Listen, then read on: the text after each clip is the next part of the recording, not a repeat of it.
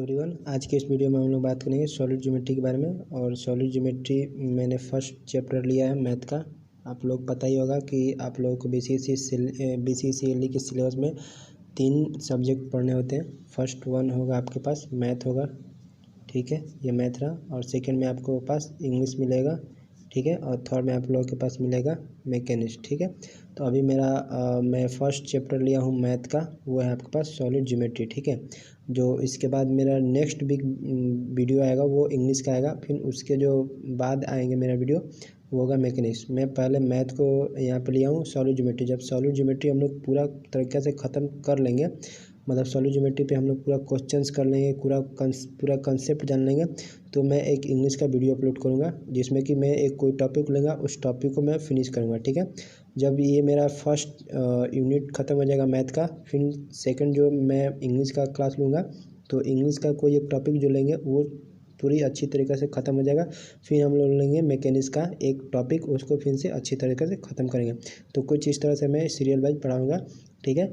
तो आप मेरे चैनल पे बने रहिए हमेशा के लिए, ठीक है। तो चलिए अभी के लिए हम लोग स्टार्ट करते हैं अपना टॉपिक, वो है आपके पास सॉलिड ज्योमेट्री। ओके, तो देखिए सॉलिड ज्योमेट्री आप लोग पास पढ़े, तो सॉलिड ज्योमेट्री की सबसे पहले हम लोग डिफिनेशन देखते हैं। तो डिफिनेशन में आपके पास मैंने यहाँ पे लिख रखा है definition. Solid geometry is a concern with 3 dimension shape. 3 dimension shape करने का मतलब जैसे कि कोई आपके पास स्फीयर हो गया, कोन्स हो गए आपके पास, या सिलिंड्रिकल कोई शेप हो गया, उसको 3D में हम लोग एनालिसिस करेंगे, उसी को हम लोग बोलेंगे सॉलिड ज्योमेट्री। याद रखिए यहाँ पे एक टर्म आया है 3D को आपको फोकस करना, यानी कि सॉलिड ज्योमेट्री में जितना कुछ भी हम लोग पढ़ेंगे वो आपका सब होगा 3D डायमेंशन में, ठीक है। तो अभी देखते हैं, आगे बढ़ते हैं हम लोग, ठीक है। तो ठीक है, तो सबसे पहले हम लोग समझते हैं कार्टेज में होता क्या है, ठीक है। उसके बाद से हम लोग आगे बात करेंगे। तो सबसे पहले मैं आपको बता दूं कार्टेज में होता क्या है। तो देखिए कार्टेज में एक ग्राफिकल रिप्रेजेंटेशन होता है, और इस ग्राफिकल रिप्रेजेंटेशन को हम लोग किसी पॉइंट को या किसी प्लेन को या किसी लाइन को या किसी ऑब्जेक्ट को रिप्रेजेंट करने के लिए हम लोग इसका यूज करते हैं, ठीक है। और ये जो होता है कार्टेज में, ये 2 तरह से हो जाएंगे आपको, एक तो 2D में मिलेंगे और एक तो आपको 3D में मिलेंगे। लेकिन डिफिनेशन के अनुसार हम लोगों ने अभी जो देखा सॉलिड ज्योमेट्री का डिफिनेशन देखा, वो किस में हम लोग एनालिसिस करने वाले होंगे, 3D में। तो हम लोग कार्टेज में जो पढ़ेंगे वो 3D में ही होगा, लेकिन मैं अभी आपको यहाँ पे 2D को भी थोड़ा सा हिंट्स दे के चलूँगा, क्योंकि मैं कुछ भी यहाँ पे स्किप नहीं करने वाला हूँ, ठीक है। मैं बिल्कुल बेसिक से चलूँगा आप लोगों के साथ, ठीक है। बस आप लोगों को मेरे चैनल पर हमेशा के लिए बने रहना है, ठीक है। तो जो सबसे पहले होगा कार्टेज में, वो 2D में हम लोग देख लेते हैं, ठीक है। किस में देख रहे हैं हम लोग, अभी 2D में देख रहे हैं, ठीक है। तो 2D में जो अभी हम लोग देख रहे हैं वो 2D में देख रहे हैं। तो 2D में आपके पास देखिए कार्टेज में जो होते हैं कुछ इस तरह से होते हैं ग्राफिकल रिप्रेजेंटेशन, जैसे कि एक्स एक्सिस यहाँ पे हो जाएगा, ये वाई हो जाएगा और ये एक्स हो जाएगा, ठीक है। तो इसमें जो भी कोऑर्डिनेट होंगे, ये जो इस वाले क्षेत्र में जो कुछ भी आपके होंगे वो उसको फर्स्ट कोऑर्डिनेशन बोलेंगे, फिर सेकंड क्वाड्रेटिक बोलेंगे, थर्ड क्वाड्रेटिक बोलेंगे, फोर्थ क्वाड्रेटिक बोलेंगे, ठीक है। तो ये 4 भागों में डिवाइड होता है, ठीक है। ये वाई एक्सिस हो गया आपका, ये एक्स एक्सिस हो गया, ठीक है। इसमें 4 भागों में हम लोग डिवाइड करके रखे हैं इसको, ठीक है। और इसमें जो आप लोगों की 2D में ये जो सीखने वाली बात है, आपको ये चीज़ ध्यान रखना होगा, इसमें जो कोई भी आपका पॉइंट होगा वो पॉजिटिव में ही होगा, ठीक है। मतलब कि कोई भी अगर पॉइंट होता है तो वो पॉइंट दो अगर 2D की बात करें तो उसमें एक्स एक्सिस पे एक पॉइंट होता है, एक वाई एक्सिस पे होता है, और जो एक्स एक्सिस पे पॉइंट होता है उसको अब्सिसा हम लोग बोलते हैं, जो वाई एक्सिस पे पॉइंट होता है उसको ऑर्डिनेट बोलते हैं। एक एग्जांपल से इसको समझ लेते हैं, जैसे कि मैंने बोला 2,3, तो 2,3 जो होगा, 2 इसमें क्या हो जाएगा, एक्स एक्सिस को क्या बोला मैंने, अब्सिसा बोला, तो ये जो 2 होगा आपका अब्सिसा हो गया। जो यहाँ पे 3 दिखा मैंने, यहाँ पे क्या बोला, ऑर्डिनेट होगा, तो ये क्या हो गया, ऑर्डिनेट हो गया, ठीक है। तो कुछ इस तरह से इसका ये होते हैं, ठीक है। और इसमें जो मैंने आपको बताए थे अभी यहाँ पे जो हो गया, यहाँ पे ये जो क्वाड्रेटिक शो करेगा वो पॉजिटिव वैल्यू को तो शो करेगा, ठीक है। और ये जो सेकंड क्वाड्रेटिक शो करेगा वो निगेटिव और पॉजिटिव को शो करेगा, यहाँ पे मैंने लिख दिया है। और जो थर्ड शो करेगा आपका निगेटिव एंड निगेटिव को शो करेगा, और जो फोर्थ जो शो करेगा वो पॉजिटिव एंड निगेटिव को शो करेगा। और इससे ज़्यादा आपको सेकेंड क्वाड्रेटिक में यानी कि 2D में आपको कुछ कार्टेशियन के बारे में आपको कुछ जानना नहीं है, ठीक है। तो अब इसके आगे हम लोग बढ़ते हैं, ठीक है। तो आगे हम लोग देखिए क्या लिख रखा है। अब आते हैं हम लोग मेन अपना टॉपिक पे, ये चीज़ हम लोग के लिए इम्पोर्टेंट है। ये है आपका 3D में कार्टेशियन है, ठीक है। 3D में ये कार्टेशियन है। तो 3D में कार्टेशियन जो कुछ भी होता है, 3D में जो भी कार्टेशियन पढ़ेंगे उसमें आपको मेनली इस चीज़ पे फोकस करना होगा, ठीक है। देखिए फर्स्ट जो चीज़ पे आपको फोकस करना होगा वो चीज़ इसका डायरेक्शन पे फोकस करना होगा, ठीक है। जो कोई भी आपके पास डायरेक्शन होगा, जैसे कि मैंने एक यहाँ पे ओरिजिन ले लिया रखा, ठीक है। कोई भी एक ओरिजिन लिया यहाँ से, ये इससे 3 हम लोगों ने लाइन का फॉर्मेशन किया। फर्स्ट किया वाई एक्सिस में इधर, सेकंड किया जेड एक्सिस में इधर, थर्ड किया एक्स एक्सिस में इधर, ठीक है। तो इसमें जो फर्स्ट चीज़ आपको ये जानना है कि ये जो डायरेक्शन इधर जा रहा है ये हमेशा इधर ही जाएगा। अगर इसको हम इधर डायरेक्शन दिखाएंगे तो ये गलत हो जाएगा। फर्स्ट आप कंफ्यूज नहीं कीजिएगा, ठीक है। जो फर्स्ट डायरेक्शन जो है इधर को दिखा रहा है तो ये डायरेक्शन उधर जाएगा, और जो इस डायरेक्शन में कोई भी वैल्यू लेंगे तो पॉजिटिव लेंगे, और इस डायरेक्शन में कोई वैल्यू जा रहा है तो ये पॉजिटिव लेंगे। लेकिन इसके अपोजिट जैसे हम लोग इधर कंसिडर करेंगे कोई पॉइंट जो कि जेड एक्सिस के अलॉन्ग होगा तो उसको हम लोग निगेटिव में लेंगे, ठीक है। और एक्स एक्सिस के अलॉन्ग जो भी कोई पॉइंट लेंगे तो इधर इस डायरेक्शन में लेंगे तो इसको हम लोग पॉजिटिव में लेंगे। लेकिन इसके अपोजिट इस डायरेक्शन में हम कोई पॉइंट लेंगे तो उसको हम लोग क्या लेंगे, उसको हम लोग लेंगे निगेटिव में, ठीक है। इस निगेटिव में हो जाएगा। उसी तरह से अगर वाई एक्सिस के इधर अलॉन्ग कोई एक्स पॉइंट लेते हैं तो हम लोग लेंगे निगेटिव में, और इधर जो लेंगे हमने बता ही दिया पॉजिटिव में लेंगे। तो ठीक है, ये तो बात हो गई ये वाला बात, ठीक है। अब हम लोग बात करेंगे आपको साथ कि इसमें क्या क्या फंडा हो सकते हैं आपके पास 3D में कार्टेशियन का, ठीक है। तो सबसे पहले मैं आपको यहाँ पे बता दिया हूँ एक्सिस के बारे में, अभी बताया मैंने, और अभी आपको मैं बताऊँगा किस चीज़ के बारे में। तो देखिए मैंने यहाँ पे एक चीज़ लिख रखा है यहाँ पे, it flow the rules of right hand coordinate system. इसका क्या मतलब है, मतलब कि अगर यदि हम लोग अपने राइट हैंड को इस डायरेक्शन में शो करें, इस डायरेक्शन में शो करें, तो इससे जो आपका जो अंगूठे वाला होता है ना, राइट हैंड जो अंगूठा होता है ना, वो जो अंगूठा होता है आपके पास, तो जो ये अंगूठा डायरेक्शन शो करेगा वो,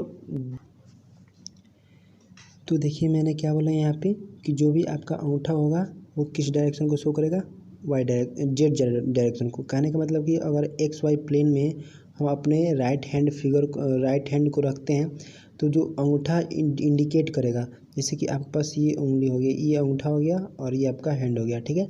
और इसको इस डायरेक्शन की तरफ हम लोग शो करके रख रहे हैं तो ये अंगूठा का निशान दिखाएगा, वो कहीं ना कहीं वाई डायरेक्शन को डिनोट करेगा।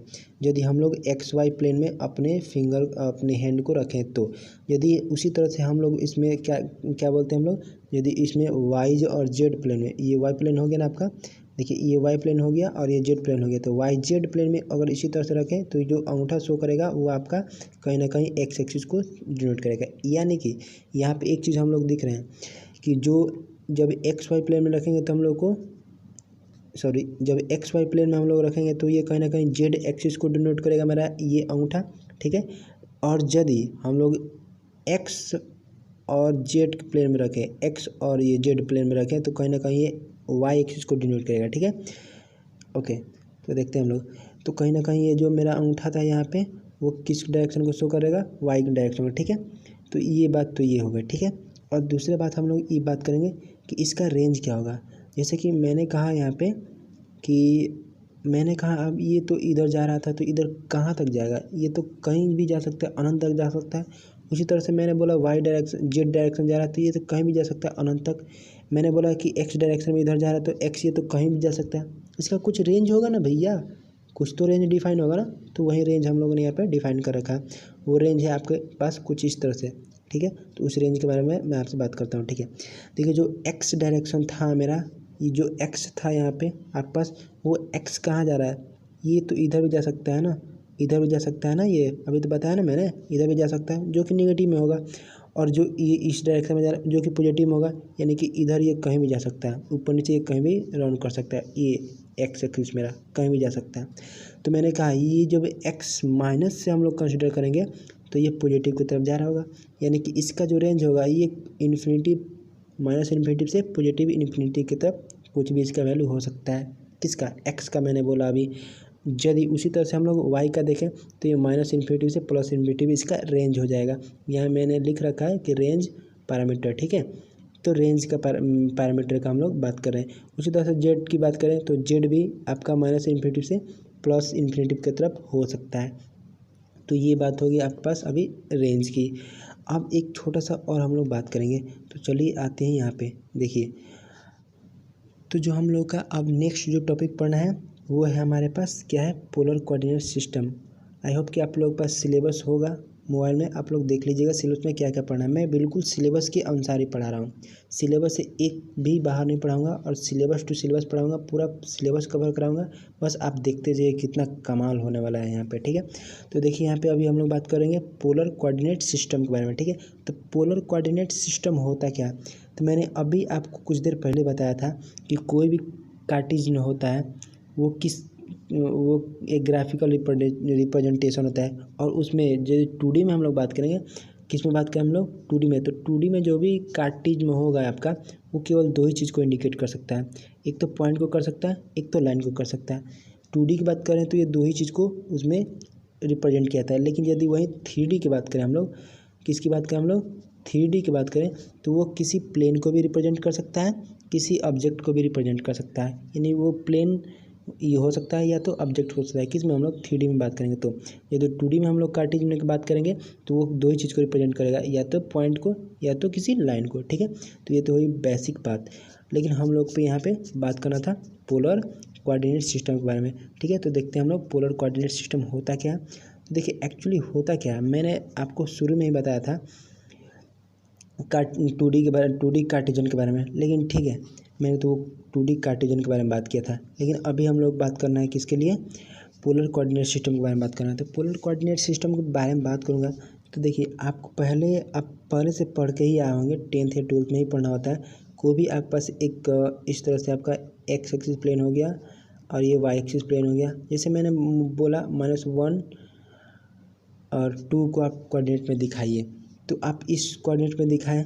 इस कोऑर्डिनेट में क्यों दिखाया, मैंने अभी आपको बेसिक बात बताया था कि ये जो होता है ये जो इसमें होता है एक नेगेटिव का होता है, एक पॉजिटिव का होता है, और दो के साथ क्या पॉजिटिव है यहाँ पे और इसके साथ नेगेटिव है, तो इसको हम लोगों ने इसमें दिखाया, ठीक है।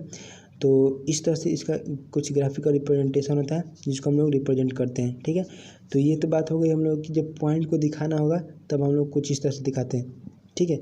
तो जैसे कि एक्स एक्सिस हो गया, जैसे कि मैं मान लो कि 1,1 दिखाना है, तो 1,1 इस कोऑर्डिनेट में होगा, तो ये जो पॉइंट होगा यहाँ से एक बना होगा पॉइंट, तो यहाँ से जो एक्स दूर दिखाएगा, यहाँ पे एक्स कहीं पे यहाँ पे इंटरसेक्ट किया होगा, ये वाई को डिस्टेंस दिखाता होगा, ठीक है।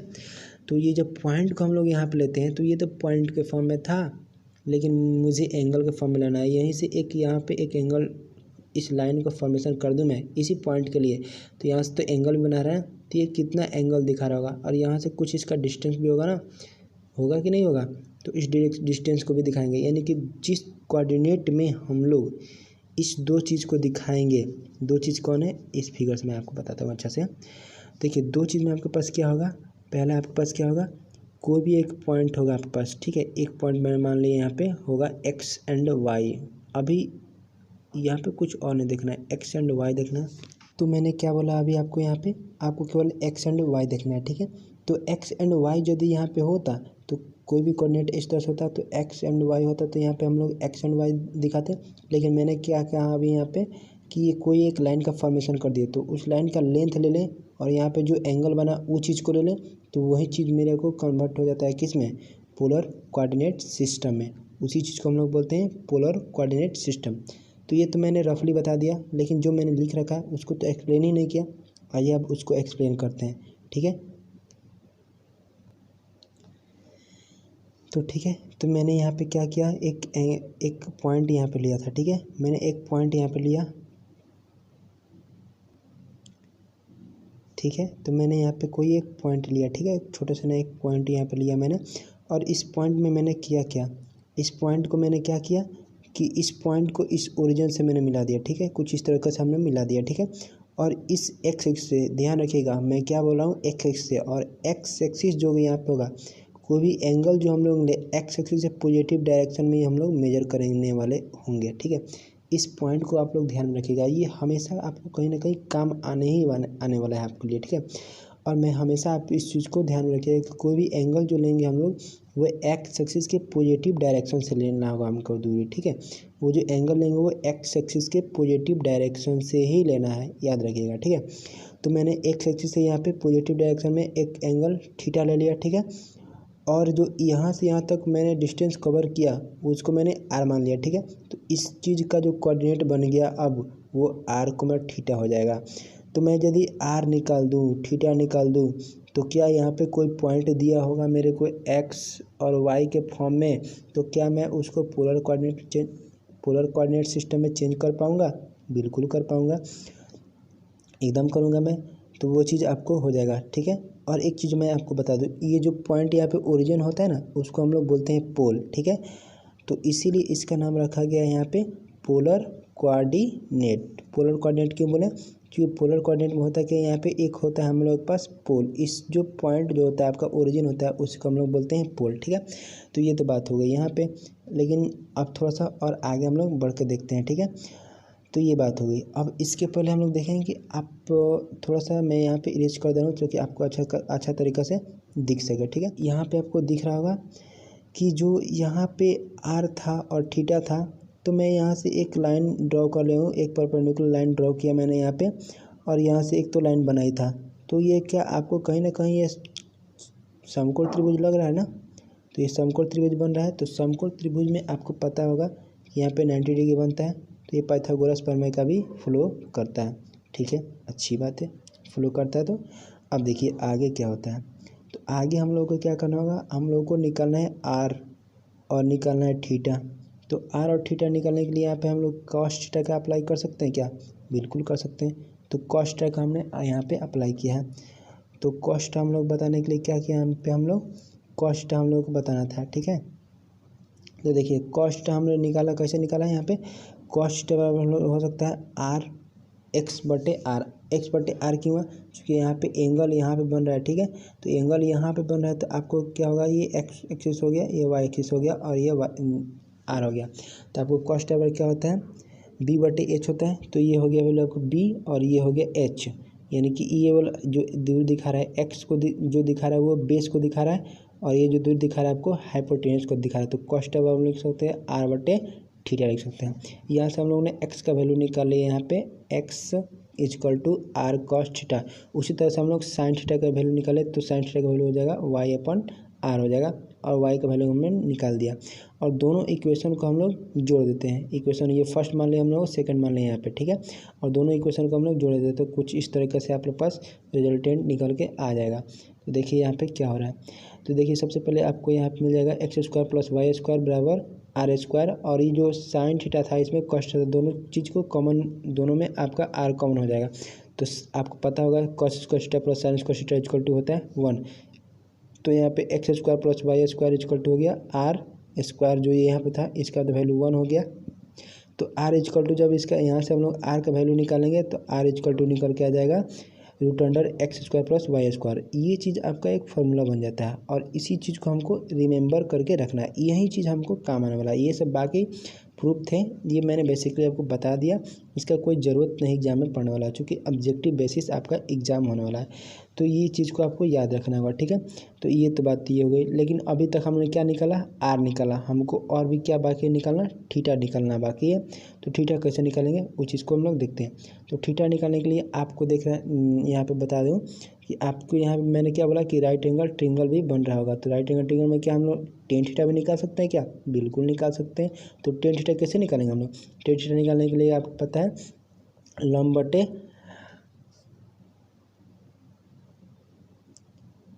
लंब बटे आपका आधार होता है, ठीक है। तो लंब बटे आधार यहाँ पे करेंगे तो ये कुछ इस तरह से आ जाएगा, टेन थीटा इक्वल टू आपके पास आ जाएगा वाई अपन एक्स।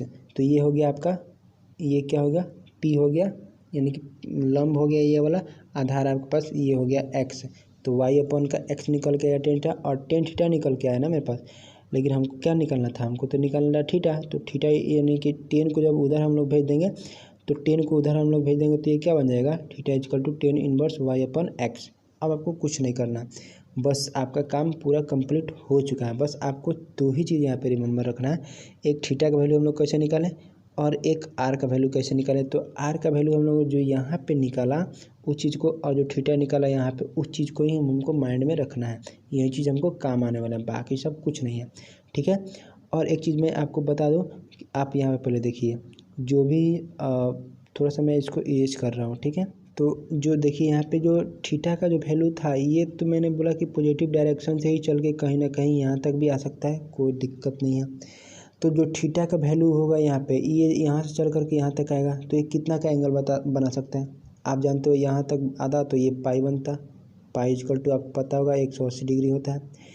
और ये जब यहाँ तक आ सकता है, ये तो ये 2 पाई हो जाएगा। तो थीटा का रेंज कहाँ तक जा रहा है, 0 to 2 पाई तक जा रहा है। तो यहाँ पे मैंने लिख दिया, यहाँ पे थीटा का रेंज मैंने लिख दिया यहाँ पे 0 to 2 पाई। और वैसे ही आर का वैल्यू क्या हो सकता है, मैंने बोला आर ये कहीं भी जा सकता है, इधर ये आगे कहीं भी जा सकता है। तो यानी आर का वैल्यू क्या होगा, यहाँ पे रेंज जो होगा वो इन्फिनिटी हो जाएगा, यानी माइनस इन्फिनिटी से ये पॉजिटिव इन्फिनिटी हो जाएगा।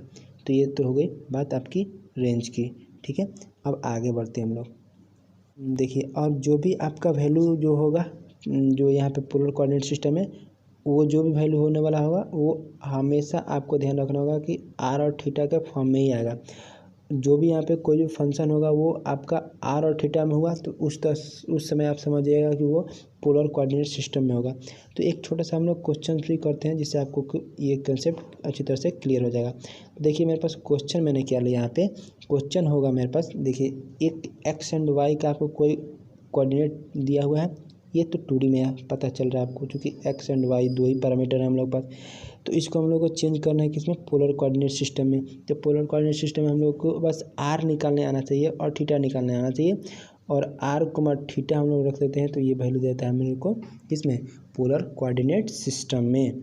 तो मैंने यहाँ पे बताया अभी आपको कि जो पोलर का जो भी कोई फॉर्म होगा वो किस में होगा, आपके पास आर और थीटा के फॉर्म में होगा। तो मैंने उसको लिख दिया यहाँ पे। तो आर कैसे निकालना बताया, मैंने बताया अभी x² प्लस y², ये दोनों का रूट निकालना है आपको। तो कुछ इस तरह से कैसे निकालता है, आर इक्वल टू, उसी तरह से मैंने यहाँ पे क्या किया, एक्स जो था यहाँ पे और जो वाई था वो दोनों का स्क्वायर करके जोड़ लेना है और रूट लगा देना है। तो 3 का स्क्वायर मैंने यहाँ पे 9 लिखा, और यहाँ पे 5 का स्क्वायर मैंने 25 लिखा, दोनों को जोड़ दिया तो 34 हो गया रूट के अंदर। और ये तो थीटा हो गया, सॉरी ये तो आर हो गया। अब हमको निकालना है थीटा, तो थीटा इक्वल टू क्या पड़ा, 10 इनवर्स वाई अपन का एक्स। तो वाई क्या है यहाँ पे 5 है, और एक्स क्या है यहाँ पे वो है 3, तो 5/3। और जब इसको कैलकुलेटर में रख के देखिएगा तो आपको वैल्यू 59.03 आएगा, जिसको हम लोग 60 के अप्रॉक्सीमेट हम लोग कंसिडर कर सकते हैं, ठीक है। अब चलते बढ़ते हैं आगे, मेरा क्या टॉपिक है उस पर डिस्कस करते हैं। तो देखिए हम लोग पास आगे का जो पढ़ना है वो है हमारे पास cylinder coordinate system, cylindrical coordinate system, ठीक है। तो सिलेंड्रिकल कोऑर्डिनेट सिस्टम होता क्या है, इसके बारे में हम लोग कल देखेंगे, ठीक है। यानी कि आने वाले वीडियो में हम लोग देखेंगे इसको।